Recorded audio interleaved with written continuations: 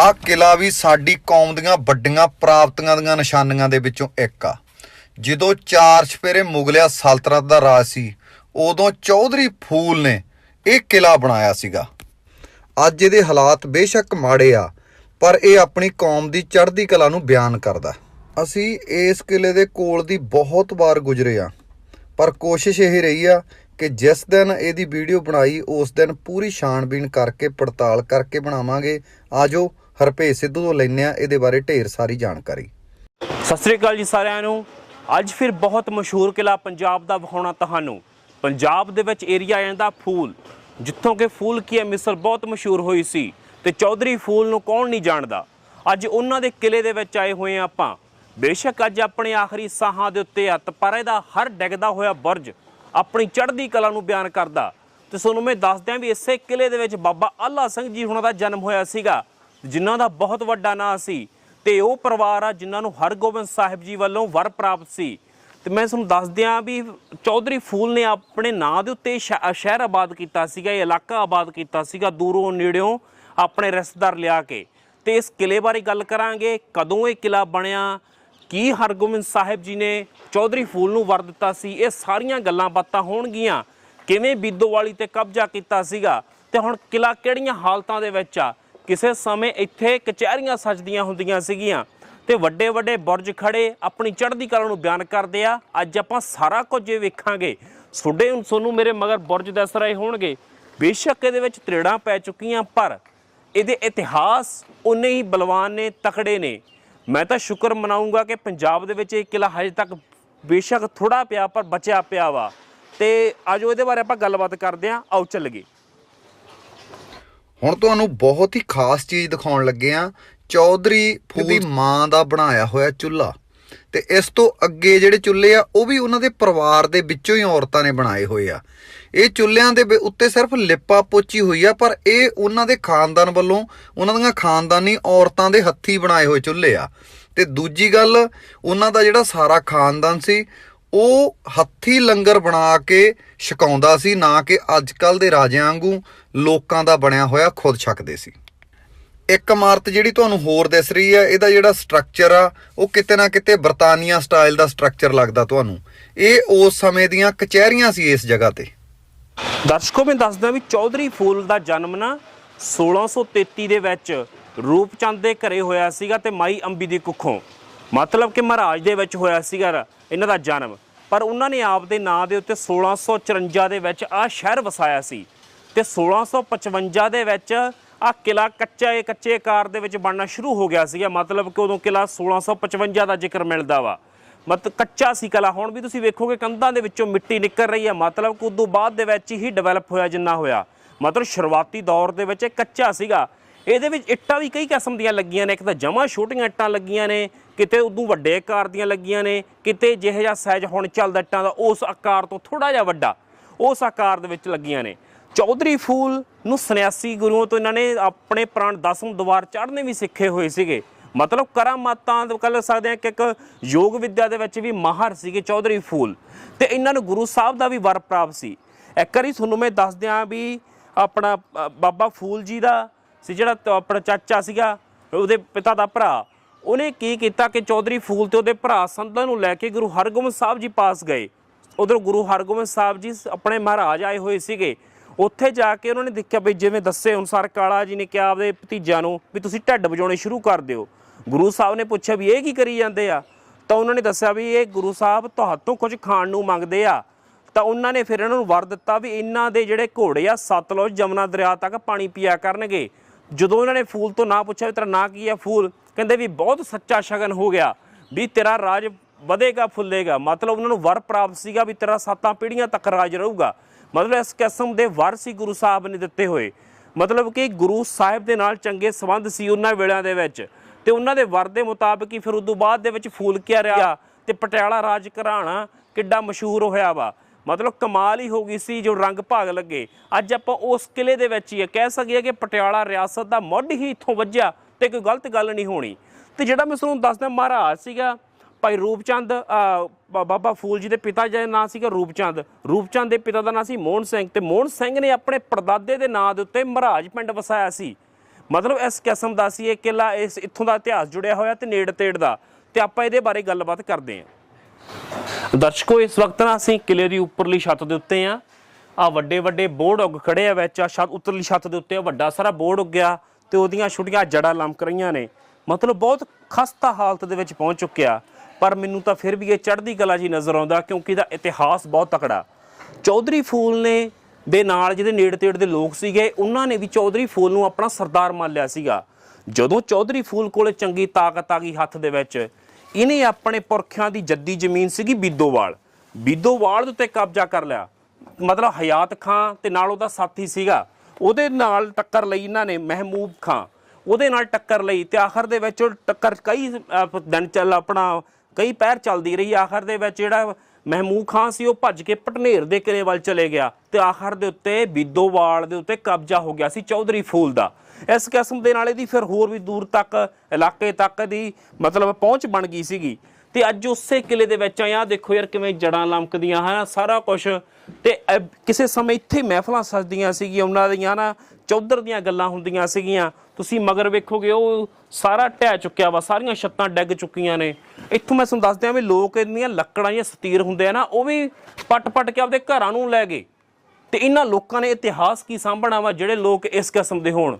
ਤੁਹਾਨੂੰ ਮੈਂ ਦੱਸਦੇ ਹਾਂ, ਬਹੁਤ ਸਾਰੀਆਂ ਇਮਾਰਤਾਂ ਸਾਡੇ ਪੰਜਾਬ 'ਚ ਐਸੀਆਂ ਨੇ ਜਿਨ੍ਹਾਂ ਨੂੰ ਉਹਦੇ ਨਾਲ ਦਿਆਂ ਨੇ, ਉਹਨਾਂ ਦੇ ਖਾਨਦਾਨਾਂ ਨੇ ਤੇ ਉਸ ਕੌਮ ਦਿਆਂ ਵਾਰਸਾਂ ਨੇ ਬਰਬਾਦ ਕੀਤੀਆਂ। ਇਹ ਇਮਾਰਤਾਂ ਕਿਸੇ ਹੋਰ ਨੇ ਬਰਬਾਦ ਨਹੀਂ ਕੀਤੀਆਂ, ਇਹ ਆਪਣੇ ਲੋਕਾਂ ਨੇ, ਉਸੇ ਨਸਲ ਦੇ ਵਿਚਲੇ ਲੋਕਾਂ ਨੇ ਬਰਬਾਦ ਕੀਤੀਆਂ ਵਾ। ਪਤਾ ਨਹੀਂ ਕੀ ਸੀ। ਆ ਦੇਖੋ ਇਸ ਵਕਤ ਜੇ ਚੜ੍ਹਦੀ ਕਲਾ ਦੇ ਵਿੱਚ ਰਾਜਸਥਾਨ ਦੇ ਵਿੱਚ ਬਹੁਤ ਸਾਰੀਆਂ ਇਮਾਰਤਾਂ ਨੇ ਜਿਨ੍ਹਾਂ ਤੋਂ ਲੱਖਾਂ ਕਰੋੜਾਂ ਦੀ ਆਮਦਨ ਕਰਦੇ ਨੇ। ਤਾਂ ਆਪਣੇ ਦੁਖਦਾਈ ਦੀ ਗੱਲ ਇਹ ਆ ਕਿ ਆਪਣੇ ਚੀਜ਼ਾਂ ਘੱਟ ਸਾਂਭੀਆਂ ਜਾਂਦੀਆਂ ਨੇ, ਪਰ ਫਿਰ ਵੀ ਜਿੰਨੀ ਬਚੀ ਆ ਸ਼ੁਕਰਗੁਜ਼ਾਰ ਆ ਕਿ ਰੱਬ ਦੇ ਭਾਈ ਇੰਨੀ ਕਿ ਬਚ ਗਈ ਆ। ਦਰਸ਼ਕੋ ਇਸ ਵਕਤ ਅਸੀਂ ਫੂਲ ਕਿਲੇ ਦੇ ਵਿੱਚ ਆ। ਤੁਹਾਨੂੰ ਮੈਂ ਦੱਸਦਾ ਵੀ ਚੌਧਰੀ ਫੂਲ ਨੇ ਬੀਦੋਵਾਲ ਤੇ ਕਬਜ਼ਾ ਕਰਕੇ ਨਾ ਮਤਲਬ ਕਿ ਆਪਣਾ ਰਸੂਖ ਬਹੁਤ ਕਾਇਮ ਕਰ ਲਿਆ ਸੀ। ਜਿੰਨੇ ਵੀ ਉਹਦੇ ਹਮਦਰਦ ਸੀ ਸਾਰੇ ਚੌਧਰੀ ਫੂਲ ਦੇ ਨਾਲ ਆ ਗਏ। ਤੁਹਾਨੂੰ ਮੈਂ ਦੱਸਦਾ ਵੀ ਇਹ ਦੁਨੀਆ ਦਾ ਦਸਤੂਰ ਆ ਵੀ ਜਦੋਂ ਬੰਦਾ ਜਿੱਤਦਾ ਹੋਵੇ ਤਾਂ ਸਾਰੇ ਨਾਲ ਹੁੰਦੇ, ਤੇ ਜਦੋਂ ਬੰਦਾ ਹਾਰਦਾ ਹੋਵੇ ਤਾਂ ਉਹਦੇ ਨਾਲ ਕੋਈ ਵੀ ਨਹੀਂ ਹੁੰਦਾ। ਤੇ ਉਸੇ ਤਰੀਕੇ ਨਾਲ ਔਰੰਗਜ਼ੇਬ ਬਾਦਸ਼ਾਹ ਪਾਸੋਂ ਇਹਨੂੰ ਖਿਲਤ ਤੇ ਸਨਦ ਤੇ ਚੌਧਰ ਮਿਲੀ ਸੀਗੀ ਚੌਧਰੀ ਫੂਲ ਨੂੰ। ਉੱਥੋਂ ਹੀ ਚੌਧਰੀ ਸ਼ਬਦ ਨਾਲ ਜੁੜ ਗਿਆ ਸੀਗਾ ਔਰੰਗਜ਼ੇਬ ਪਾਸੋਂ। ਬੇਸ਼ੱਕ ਚੌਧਰੀ ਫੂਲ ਔਰੰਗਜ਼ੇਬ ਦਾ ਕਿਸੇ ਸਮੇਂ ਕਹਿ ਲਓ ਕਿ ਉਹਦਾ ਵਫਾਦਾਰ ਰਿਹਾ ਸੀ, ਟੈਕਸ ਵਗੈਰਾ ਕਰ ਵਗੈਰਾ ਸਾਰਾ ਭਰਦਾ ਹੁੰਦਾ ਸੀ।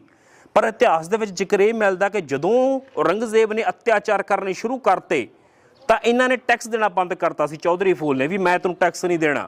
ਤੇ ਉਸ ਸਮੇਂ ਕਹਿ ਲਓ ਹਿੰਦੂ ਲੋਕ ਵੀ ਚੌਧਰੀ ਫੂਲ ਨਾਲ ਜੁੜ ਗਏ, ਕਿਉਂਕਿ ਔਰੰਗਜ਼ੇਬ ਹਿੰਦੂ ਭਾਈਚਾਰੇ ਤੇ ਅਤਿਆਚਾਰ ਉਸ ਸਮੇਂ ਜ਼ਿਆਦਾ ਕਰ ਰਿਹਾ ਸੀ। ਤਾਂ ਟੈਕਸ ਦੇਣਾ ਬੰਦ ਕਰਤਾ। ਤਾਂ ਉਸ ਸਮੇਂ ਫਿਰ ਕੀ ਕਰ ਤਾਂ ਤੋਂ ਆਰਡਰ ਆਏ ਦਿੱਲੀੋਂ, ਭਾਈ ਫੂਲ ਨੂੰ ਗ੍ਰਿਫਤਾਰ ਕੀਤਾ ਜਾਵੇ। ਤਾਂ ਚੌਧਰੀ ਫੂਲ ਨੂੰ ਗ੍ਰਿਫਤਾਰ ਕਰਕੇ ਸਰਹੰਦ ਲਿਆਂਦਾ ਗਿਆ ਸੀਗਾ ਤੇ ਸਰਹੰਦ ਕੈਦ ਦੇ ਵਿੱਚ ਰੱਖਿਆ ਗਿਆ। ਤੁਹਾਨੂੰ ਵੀ ਦੱਸਦੇ ਹਾਂ ਵੀ ਇਹਨਾਂ ਨੇ ਸੁਮੇਰਪੁਰੀ ਇੱਕ ਰਿਸ਼ੀ ਸੀ, ਸੰਨਿਆਸੀ, ਉਹਨਾਂ ਤੋਂ ਆਪਣੇ ਪ੍ਰਾਣ 10ਵੇਂ ਦੁਆਰ ਚੜ੍ਹਨੇ ਸਿੱਖੇ ਹੋਏ ਸੀਗੇ ਯੋਗ ਵਿੱਦਿਆ ਦੇ ਕਰਕੇ। ਤਾਂ ਜਦੋਂ ਪ੍ਰਾਣ ਤਾਂ ਚੜ੍ਹਨੇ ਸਿੱਖੇ ਤਾਂ ਕੈਦ ਦੇ ਵਿੱਚ ਉਹਨਾਂ ਨੇ ਪ੍ਰਾਣ ਤਾਂ ਚਾੜ੍ਹ ਲਏ।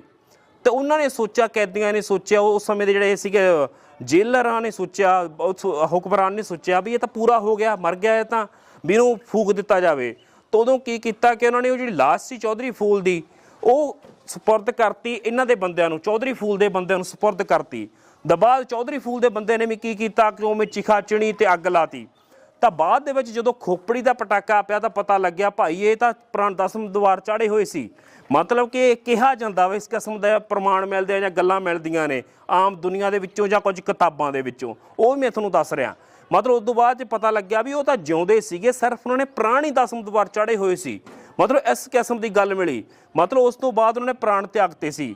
ਉਸ ਤੋਂ ਬਾਅਦ ਦੱਸਦੇ ਹਾਂ ਤੁਹਾਨੂੰ ਵੀ ਚੌਧਰੀ ਫੂਲ ਦੇ 7 ਜਵਾਕ ਸੀਗੇ, ਠੀਕ ਆ। ਉਹਨਾਂ ਦੇ ਕਰਕੇ ਬਹੁਤ ਉਹਨਾਂ ਦੀਆਂ ਪੀੜ੍ਹੀਆਂ ਨੇ ਰਾਜ ਕੀਤਾ। ਪਟਿਆਲਾ ਰਿਆਸਤ ਸਾਰੀ ਹੀ ਸਿੱਧੂਆਂ ਦੀ ਸੀ। ਮਤਲਬ ਜਿਹੜੇ ਚੌਧਰੀ ਫੂਲ ਵੀ ਸੀ ਇਹ ਵੀ ਸਿੱਧੂ ਰਿਆਸਤ ਨਾਲ ਸੰਬੰਧ ਰੱਖਦੇ ਸੀ।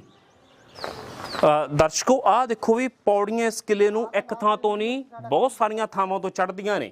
ਆਹ ਇੱਟ ਦਾ ਆਕਾਰ ਵੀ ਬਹੁਤ ਵੱਡਾ, ਮਤਲਬ ਜਿਹੜੀ ਆਕਾਰ ਦੀ ਇੱਟ ਹੁਣ ਆਉਂਦੀ ਆ ਆਪਣੇ ਉਦੋਂ ਵੱਡੇ ਆਕਾਰ ਦੀਆਂ ਨੇ, ਤੇ ਕੁਝ ਜਿਹੜੀਆਂ ਮੀਡੀਅਮ ਆਕਾਰ ਦੀਆਂ ਨੇ।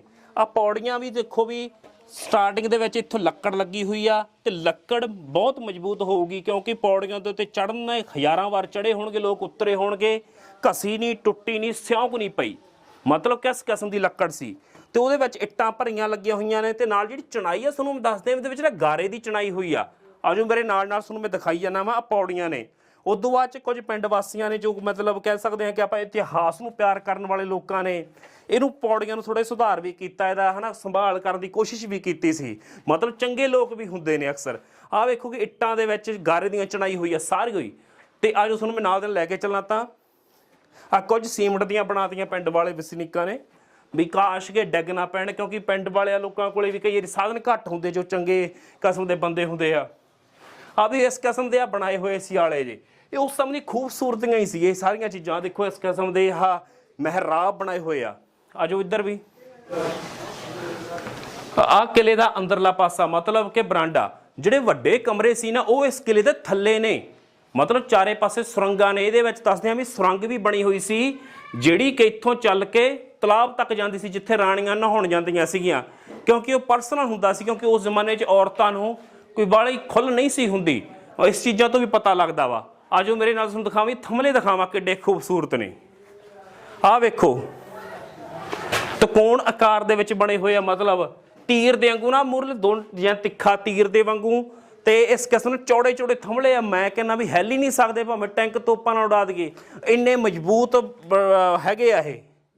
ਆਹ ਦੇਖੋ ਇੱਧਰਲੇ ਪਾਸੇ ਵੀ ਆਹ ਸਾਰੇ ਥੰਮਲੇ ਖੂਬਸੂਰਤੀ ਤੇ ਠੰਡੇ ਵੀ ਬਹੁਤ ਨੇ। ਥੱਲੇ ਤਾਂ ਗਾਰਾ ਲੱਗਿਆ ਸੀ ਨਾ, ਉਤਲੇ ਪਾਸੇ ਚੂਨਾ ਵੀ ਲੱਗਿਆ ਹੋਇਆ, ਮਤਲਬ ਗਾਰਾ ਵੀ ਵਰਤਿਆ ਗਿਆ, ਚੂਨਾ ਵੀ ਵਰਤਿਆ ਗਿਆ। ਮਤਲਬ ਜੋ ਵੀ ਸਾਧਨ ਬਣਿਆ ਉਸ ਸਮੇਂ ਉਹ ਵਰਤੇ ਗਏ ਆ। ਦੀਵੇ ਰੱਖਣ ਨੂੰ ਆਲੇ ਵਗੈਰਾ ਹੁੰਦੇ ਸੀ, ਹੁਣ ਖੱਖਰਾਂ ਲੱਗੀਆਂ ਹੋਈਆਂ ਭਰਿੰਡਾਂ ਦੀਆਂ। ਇੱਧਰਲੇ ਪਾਸੇ ਵੀ ਆਹ ਵੀ ਇੱਕ ਕਮਰਾ ਹੀ ਆ, ਛੋਟਾ ਜਿਹਾ ਕੈਸਾ ਰਖਵਾਲ ਹੋ ਸਕਦੇ ਤੇ ਗਾਰਡ ਵਗੈਰਾ ਖੜਦੇ ਹੋਣ। ਆਹ ਦੇਖੋ ਇੱਦਾਂ ਦੇ ਕੱਟ ਪਾ ਕੇ ਬਣਾਇਆ ਗਿਆ। ਲੈ ਇਹ ਹੋ ਸਕਦਾ ਬਾਅਦ ਦੇ ਵਿੱਚ, ਬਾਅਦ 'ਚ ਬਣਿਆ ਹੋਇਆ ਇਹ ਸਾਰਾ, ਇਹ ਬਾਅਦ 'ਚ ਬਣਿਆ ਬਾਈ, ਇਹ ਬਾਅਦ ਦੇ ਵਿੱਚ ਬਣਿਆ ਹੋਇਆ ਵਾ। ਮਤਲਬ ਉਸ ਨਮੂਨੇ ਨੂੰ ਕਾਪੀ ਕਰਨ ਦੀ ਕੋਸ਼ਿਸ਼ ਕੀਤੀ ਗਈ ਆ ਬਾਅਦ ਦੇ ਵਿੱਚ ਵੀ। ਦਰਸ਼ਕੋ ਵੀ ਆਹ ਛੱਤ ਡਿੱਗ ਚੁੱਕੀ ਹੈ, ਜਮੀ ਹੈ ਨਹੀਂ ਕਿ ਛੱਤ ਇੱਥੇ। ਮਿੱਟੀ ਮੈਂ ਤੁਹਾਨੂੰ ਦੱਸਦਾ ਵੀ ਫੁੱਟ ਮਿੱਟੀ ਚੜੀ ਹੋਈ ਆ, ਮਤਲਬ ਕਿ ਕਮਾਲ ਹੀ ਸੀ ਕੰਮ ਉਹ ਵੇਲਿਆਂ ਦੇ ਵਿੱਚ। ਤੇ ਇਹਦੀ ਜਿਹੜੀ ਚਣਾਈ ਆ ਕੱਚੀ ਆ, ਤੇ ਕੰਧਾਂ ਵੀ ਆਹ ਚੌੜੀਆਂ ਨੇ। ਆਹ ਵੇਖ ਲਓ, ਤੁਹਾਡੇ ਸਾਹਮਣੇ ਹੀ ਪਈ ਆ, ਤਕਰੀਬਨ ਫੁੱਟ ਉਹ ਤੇ 2.25 ਫੁੱਟ ਚੜਾਈ ਕੰਧ ਆ ਇਹਦੀ। ਤੇ ਆਹ ਦੇਖੋ ਇਸ ਕਿਸਮ ਦੇ ਨਾਲ ਆ ਵੀ ਇੱਥੇ ਰੱਖੇ ਹੋਏ, ਤੇ ਛੱਤ ਤਾਂ ਹੈ ਹੀ ਨਹੀਂ ਇਹਦੀ। ਤੇ ਮਗਰ ਵੀ ਤੁਸੀਂ ਵੇਖੋਗੇ ਖੂਬਸੂਰਤ ਨਜ਼ਾਰਾ ਹੀ ਸੀ ਯਾਰ। ਕਹਿ ਲਓ ਕਿ ਸਾਡੇ ਸਿੱਖ ਰਾਜ ਦੀ ਕਿੱਡੀ ਚੜਾਈ ਸੀ ਤੇ ਸਾਡੀ ਬਾਦਸ਼ਾਹਤ ਨੂੰ ਦਰਸਾਉਂਦਾ। ਤਾਂ ਆਹ ਵੇਖੋ ਇਸ ਕਿਸਮ ਦੇ ਨਾਲ ਆ ਰੱਖੇ ਹੋਏ ਆ। ਇਸ ਨੂੰ ਮੈਂ ਦੱਸ ਦਿਆਂ ਵੀ ਇਹਨਾਂ ਦੇ ਵਿੱਚ ਨਾ ਕਿਲਿਆਂ ਦੇ ਵਿੱਚ ਗਰਮ ਤੇ ਠੰਡੇ ਲਈ ਵੀ ਖਾਸ ਪ੍ਰਬੰਧ ਹੁੰਦਾ ਸੀਗਾ। ਜਿਵੇਂ ਆਪਾਂ ਹੁਣ ਚਿਮਨੀ ਲਾਉਂਦੇ ਆ ਰਸੋਈਆਂ ਦੇ ਵਿੱਚ, ਤੇ ਇਹਨਾਂ ਦੇ ਲੂੰਬੇ ਜਿਹੇ ਛੱਡੇ ਹੁੰਦੇ ਸੀਗੇ ਵੀ ਧੂੰਆਂ ਸਾਰਾ ਬਾਹਰ ਹੀ ਜਾਵੇ। ਮਤਲਬ ਉਸ ਸਮੇਂ ਦੀ ਕਲਾ ਪੱਖ ਬਾਹਲੇ ਤਕੜੇ ਸੀਗੇ ਮਿਸਤਰੀ, ਮੈਂ ਤਾਂ ਸਲੂਟ ਹੀ ਕਰਦਾ ਉਹਨਾਂ ਨੂੰ। ਆਹ ਵੇਖੋ ਵੀ ਇਸ ਕਿਸਮ ਦੇ ਆਹ ਛੱਤਾਂ ਹੁੰਦੀਆਂ ਸੀ ਡਿੱਗ ਚੁੱਕੀਆਂ। ਇਹ ਆਪਣੀ ਸਿਖਰਲੀ ਛੱਤ ਦੇ ਉੱਤੇ ਆਪਾਂ ਤੀਜੀ ਛੱਤ ਦੇ ਉੱਤੇ। ਤੁਹਾਨੂੰ ਮੈਂ ਦੱਸ ਦਿਆਂ ਵੀ ਸਾਨੂੰ ਇਸ ਕਿਲੇ ਦੇ ਵਿੱਚ ਫਲਵਾਉਣ ਦੇ ਲਈ ਬਾਈ ਦਰਸ਼ਨ ਤੇ ਹੁਸਨ ਬਾਈ ਹੁਣਾਂ ਨੇ ਸੱਦਿਆ ਸੀਗਾ। ਕਮਾਲੀਆ ਬੰਦੇ ਜਿਨ੍ਹਾਂ ਨੇ ਸਾਡੀ ਮਦਦ ਕੀਤੀ, ਉਹਨਾਂ ਦਾ ਵੀ ਧੰਨਵਾਦ ਕਰਦੇ ਆ ਯਾਰ। ਐਡੀ ਖੂਬਸੂਰਤ ਚੀਜ਼ ਸਾਡੇ ਪੰਜਾਬ 'ਚ ਬਚੀ ਪਈ ਆ ਫੂਲ ਦੇ ਵਿੱਚ। ਆਹ ਵੇਖੋ ਵੀ ਇੱਥੇ ਕੱਚਾ ਕਿਲਾ ਸੀ, ਤੁਹਾਨੂੰ ਦਿਖਾ ਦਿਆਂ ਮੈਂ ਵੀ ਕੱਚੇ ਦੀ ਕਿੱਥੋਂ ਸਬੂਤ ਮਿਲਦੇ ਆ।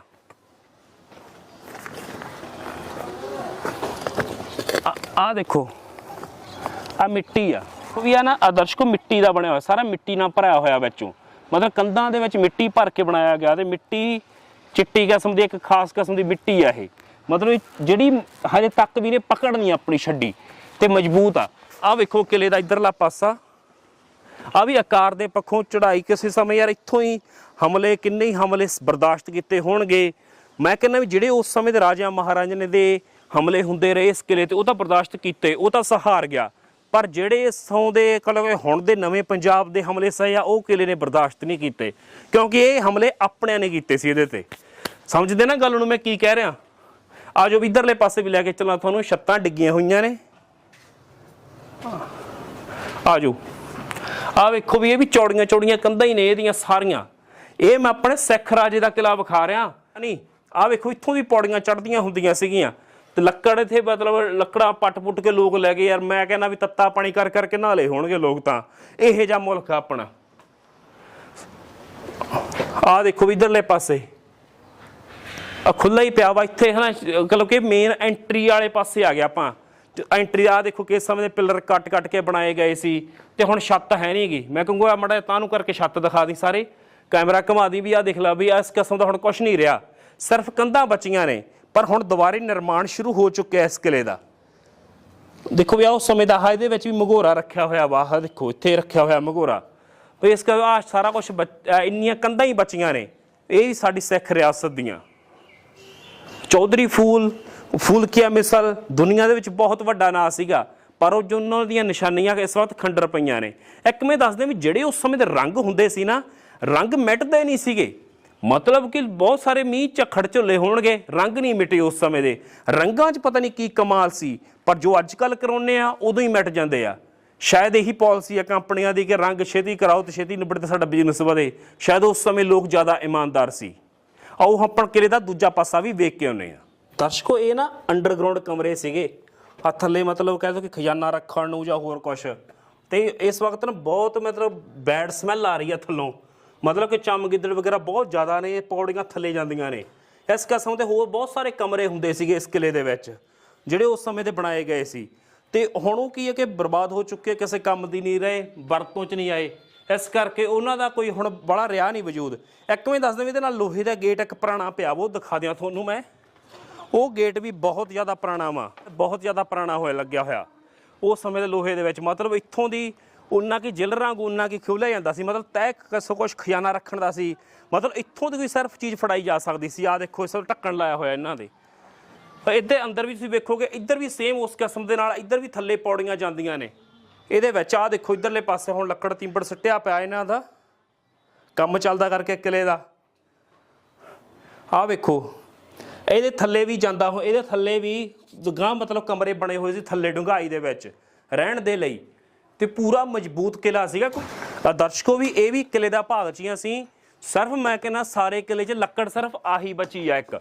ਮਤਲਬ ਬਹੁਤ ਚੌੜੀ ਆ ਲੱਕੜ ਇਹੀ ਆ, ਨਹੀਂ ਤਾਂ ਕੱਢ ਕੇ ਸਾਰੇ ਲੋਕ ਹੀ ਲੈ ਗਏ ਇੱਥੋਂ। ਮਤਲਬ ਇੱਥੇ ਹੁਣ ਕੰਮ ਚੱਲ ਰਿਹਾ ਕਰਕੇ ਕਿਲੇ ਦਾ ਨਿਰਮਾਣ ਕਰਨ ਤੋਂ ਰਾਜਸਥਾਨ ਤੋਂ ਕਾਰੀਗਰ ਆਏ ਹੋਏ ਆ। ਤੇ ਆ ਵੀ ਕੰਧਾਂ ਵੇਖੋਗੇ ਬਹੁਤ ਜ਼ਿਆਦਾ ਚੌੜੀਆਂ ਹੋਣ ਨੇ ਕੰਧਾਂ, ਕਮਾਲ ਹੀ ਆ ਇੱਥੇ। ਤੇ ਇਸ ਵਕਤ ਆ ਵੇਖੋਗੇ ਤੁਸੀਂ ਤਾਂ ਦੋ ਮਤਲਬ ਕਿਲੇ ਦਾ ਚੱਲ ਰਿਹਾ, ਨਿਰਮਾਣ ਚੱਲ ਰਿਹਾ ਵਾ, ਤਾਂ ਹੈ ਪੁਰਾਣਾ ਵਾ। ਹੋ ਸਕਦਾ ਹੁਣ ਇਹਦੀ ਉਮਰ ਵੱਧ ਜੇ। ਤਾਂ ਵੇਖੋਗੇ ਤੁਸੀਂ ਕਿ ਸਿਰਾ ਹੀ ਆ ਕੰਮ। ਦੇਖੋ ਕਿੱਡਾ ਖੂਬਸੂਰਤ ਸੀ। ਤਾਂ ਦੇਖੋ, ਉਹ ਦੇਖੋ ਬੋਰਡ ਤਾਂ ਲੱਗ ਕੇ ਹੁਣ ਪੈਦਾ ਹੋ ਗਿਆ ਵਿੱਚ ਇਹਦੇ। ਪਰ ਉੱਦਾਂ ਦੇਖੋ ਵੀ ਕਲਾ ਪੱਖ ਤੋਂ ਕਿੱਡਾ ਇਹ ਖੂਬਸੂਰਤ ਚੀਜ਼ ਹੁੰਦੀ ਸੀ ਇਹ ਕਿਲਾ। ਤੇ ਅੱਜ ਇਹ ਕੱਲ੍ਹ ਹੁਣ ਨਿਰਮਾਣ ਚੱਲ ਰਿਹਾ ਦੁਬਾਰੇ, ਤੇ ਹੋ ਸਕਦਾ ਇਹਦੀ ਮਿਆਦ ਵੱਧ ਜੂਗੀ। ਔਰ ਤੁਹਾਨੂੰ ਸਾਰਾ ਕਿਲਾ ਵਿਖਾ ਲਿਆ ਵਾ। ਆ ਜਾਓ ਮੇਰੇ ਮਗਰ ਤੁਰੇ ਆਓ। ਆ ਵੀ ਇੱਧਰ ਕਮਰੇ ਹੁੰਦੇ ਸੀਗੇ, ਆ ਵੀ ਇੱਥੇ ਕਮਰੇ ਹੁੰਦੇ ਸੀ ਸਾਰੇ ਦੁਬਾਰੇ ਉਵੇਂ ਨਿਉਵਾਂ ਉਸ ਉਹਨਾਂ ਥਾਵਾਂ ਤੇ ਧਰ ਕੇ ਹੀ ਨਿਉਵਾਂ ਬਣਾਈਆਂ ਜਾ ਰਹੀਆਂ ਨੇ। ਉਧਰ ਸਾਹਮਣੇ ਵੇਖੋ ਕਿ ਬਹੁਤ ਉੱਚੇ ਮਤਲਬ ਖੁੱਲਾ ਕੰਮ ਸੀ ਇੱਥੇ। ਮਤਲਬ ਕਮਰੇ ਬਹੁਤ ਵੱਡੀ ਮਾਤਰਾ ਦੇ ਵਿੱਚ ਹੁੰਦੇ ਸੀਗੇ। ਮਤਲਬ ਆਹ ਇੱਥੇ ਕਮਰੇ ਬਹੁਤ ਵੱਡੀ ਤਾਦਾਦ ਦੇ ਵਿੱਚ ਹੁੰਦੇ ਸੀ ਇੱਥੇ। ਇੱਧਰਲੇ ਪਾਸੇ ਵੀ ਕਮਰੇ ਹੁੰਦੇ ਸੀਗੇ। ਇੱਧਰਲੇ ਪਾਸੇ ਵੀ ਦੇਖੋਗੇ ਤੁਸੀਂ, ਆ ਇੱਧਰਲੇ ਪਾਸੇ ਵੀ ਕਮਰੇ ਸੀਗੇ। ਹੁਣ ਇੱਥੇ ਪੌੜੀਆਂ ਵੀ ਤਾਂ ਜਾਂਦੀਆਂ ਨੇ। ਅੱਜ ਤੁਹਾਨੂੰ ਪੌੜੀਆਂ ਥੋੜ੍ਹਾ ਜਿਹਾ ਤਾਂ ਲੈ ਕੇ ਜਾਵਾਂ, ਤਾਂ ਪੌੜੀਆਂ ਚੜ੍ਹਦੀਆਂ ਨੇ ਇੱਥੋਂ ਦੀ। ਮਤਲਬ ਇਸ ਕਿਸਮ ਦੀਆਂ ਭੀੜੀਆਂ ਪੌੜੀਆਂ ਬਣੀਆਂ ਹੋਈਆਂ ਸੀ ਇੱਥੇ। ਤੇ ਇੱਧਰ ਵੇਖੋਗੇ ਤੁਸੀਂ ਵੀ ਇਹ ਵੀ ਖੂਬਸੂਰਤ ਸੀ। ਬਹੁਤ ਚੌੜੀਆਂ ਕੰਧਾਂ ਤੇ ਛੋਟੀ ਜੱਟ ਦੀਆਂ ਸੀਗੀਆਂ ਸਾਰਾ। ਹੁਣ ਇੱਥੇ ਕੰਮ ਚੱਲੀ ਜਾਂਦਾ। ਅੱਜ ਤੁਹਾਨੂੰ ਮੈਂ ਸਰੰਗ ਵਾਲੇ ਪਾਸੇ ਵੀ ਲੈ ਕੇ ਚੱਲਾਂ। ਇੱਥੋਂ ਸਰੰਗ ਜਾਂਦੀ ਹੁੰਦੀ ਸੀ ਜਿਹੜੀ ਤਲਾਬ ਨੂੰ, ਜਿਹਦਾ ਆਪਾਂ ਜ਼ਿਕਰ ਕਰਦੇ ਸੀ। ਤਕਰੀਬਨ ਸਰੰਗ ਹਰ ਕਿਲੇ ਦੇ ਵਿੱਚ ਹੀ ਹੁੰਦੀ ਸੀਗੀ, ਭਾਵੇਂ ਕੋਈ ਵੀ ਹੋਵੇ। ਆਹ ਵੇਖੋ ਇੱਥੇ ਖੁਦਾਈ ਚੱਲ ਰਹੀ ਆ ਤੇ ਇਸ ਵਾਰ ਸਾਫ਼ ਸੁਥਰਾ ਹੋਣ ਲੱਗਿਆ ਵਾ ਕੰਮ। ਇੱਧਰ ਵਿੱਚ ਪੱਟ ਰਹੇ ਗਾਂ ਆਪਾਂ ਜਾ ਨਹੀਂ ਸਕਦੇ ਕਿਉਂਕਿ ਨਾ ਹਨੇਰਾ ਵੀ ਬਹੁਤ ਆ ਤੇ ਹੋ ਸਕਦਾ ਕਿਉਂਕਿ। ਤੇ ਆਹ ਦੇਖੋ ਥੱਲੇ ਉਹਦੇ ਨਿਸ਼ਾਨ ਬਾਕੀ ਹੋਏ ਨੇ। ਆ ਥੱਲੇ ਦੀ ਆ ਸਰੰਗ ਜਾ ਰਹੀ ਆ। ਇੱਥੋਂ ਦੀ ਸਰੰਗ ਜਾਂਦੀ ਹੁੰਦੀ ਸੀ ਹਨੇਰੇ ਦੇ ਵਿੱਚ। ਮਤਲਬ ਜਿਨ੍ਹਾਂ ਵੇਲੇ 'ਚ ਲਾਈਟ ਵਗੈਰਾ ਦਾ ਕੋਈ ਪ੍ਰਬੰਧ ਹੀ ਨਹੀਂ ਸੀ ਹੁੰਦਾ, ਉਹਨਾਂ ਵੇਲਿਆਂ ਦੇ ਵਿੱਚ ਵੀ ਪਤਾ ਨਹੀਂ ਕਿਸ ਤਰੀਕੇ ਨਾਲ ਗੁਜ਼ਰਦੇ ਸੀ ਇਹਦੇ ਵਿੱਚ ਦੀ, ਕਿਉਂਕਿ ਉਦੋਂ ਸਾਧਨ ਘੱਟ ਸੀਗੇ। ਪਰ ਫਿਰ ਵੀ ਆਹ ਵੇਖੋ ਇੱਥੇ ਮਤਲਬ ਚਾਨਣ ਤੁਹਾਨੂੰ ਹਨੇਰਾ ਦੱਸ ਰਿਹਾ ਹੋਊਗਾ। ਤੇ ਕਮਾਲ ਦੀ ਚੀਜ਼ ਆ ਇਹ ਸੁਰੰਗ ਇੱਥੇ ਬਣੀ ਹੋਈ ਸੀ। ਆ ਖਾਸ ਸਪੈਸ਼ਲ ਇੱਕ ਕਾਰਨਰ ਤੇ ਬਣੀ ਹੋਈ ਸੀ ਵੀ ਕਿਵੇਂ। ਇੱਕ ਤਾਂ ਦੱਸਿਆ ਜਾਂਦਾ ਵੀ ਤਲਾਬ ਤੱਕ ਜਾਂਦੀ ਸੀ ਰਾਣੀਆਂ ਦੇ ਨਹਾਉਣ ਦੇ ਲਈ, ਤੇ ਦੂਜਾ ਇਹ ਸਿਕਿਉਰਿਟੀ ਪਰਪਸ ਤੋਂ ਵੀ ਸੀ। ਮੰਨ ਲਓ ਕਿਲੇ ਨੂੰ ਘੇਰਾ ਪੈ ਜੇ ਤੇ ਇੱਥੋਂ ਨਿਕਲਿਆ ਕਿਵੇਂ ਜਾ ਸਕਦਾ, ਇਹ ਗੱਲ ਵੀ ਵੱਡੀ ਸੀ ਉਸ ਸਮੇਂ ਦੇ ਵਿੱਚ। ਇਹਦੀ ਬਹੁਤ ਸਾਰੀਆਂ ਡਾਟਾਂ ਮਤਲਬ ਬਣਾਈ ਹੋਈ ਆ। ਤਕਰੀਬਨ 7-10 ਫੁੱਟ ਦੇ ਨੇੜੇ ਹੋਊਗੀ ਜਿਹੜੀ ਆ ਛੱਤ ਬਣਾਈ ਆ। ਉਦੋਂ ਉੱਤੇ ਬਹੁਤ ਉੱਚੇ ਪਿੱਲਰ ਲੱਗੇ ਹੋਏ ਨੇ। ਦਰਸ਼ਕੋ, ਕਿਵੇਂ ਲੱਗਿਆ ਇਹ ਕਿਲਾ ਤੁਸੀਂ ਲਾਜ਼ਮੀ ਸਾਨੂੰ ਦੱਸਣਾ।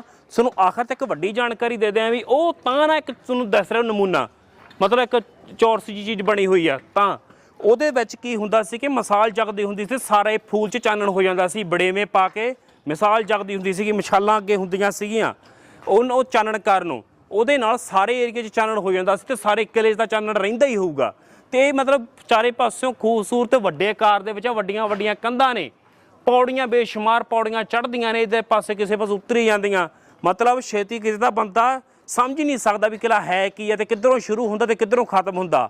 ਇਹ ਕਿਲ੍ਹਾ ਬਹੁਤ ਵੱਡੇ ਆਕਾਰ ਦੇ ਵਿੱਚ ਹੋਊਗਾ ਜਦੋਂ ਵੀ ਬਣਿਆ ਹੋਊਗਾ, ਪਰ ਫਿਰ ਵੀ ਆਖਰ ਤੇ ਕਹੂੰਗਾ ਕਿ ਉਸ ਸਮੇਂ ਦੇ ਲੋਕਾਂ ਨੇ ਜਾਂ ਕਿਵੇਂ ਕਰਕੇ ਸਮਾਨ ਕੱਢ ਕੇ ਲੈ ਗਏ ਤਾਂ ਫੇਲ ਹੋ ਗਿਆ, ਪਰ ਉੱਥੇ ਚੰਗੇ ਲੋਕ ਵੀ ਸੀ ਜਿਨ੍ਹਾਂ ਨੇ ਇਸ ਕਿਲ੍ਹੇ ਦੀ ਸੇਵਾ ਕੀਤੀ। ਮੈਂ ਆਖਰ ਤੇ ਫਿਰ ਧੰਨਵਾਦ ਕਰੂੰਗਾ ਬਾਈ ਹੁਸਨ ਸ਼ਰਮਾ ਦਾ ਤੇ ਦਰਸ਼ਨ ਸ਼ਰਮਾ ਦਾ, ਜਿਨ੍ਹਾਂ ਨੇ ਸਾਨੂੰ ਇਸ ਕਿਲ੍ਹੇ ਵਾਲੀ ਜਾਣਕਾਰੀ ਦਿੱਤੀ।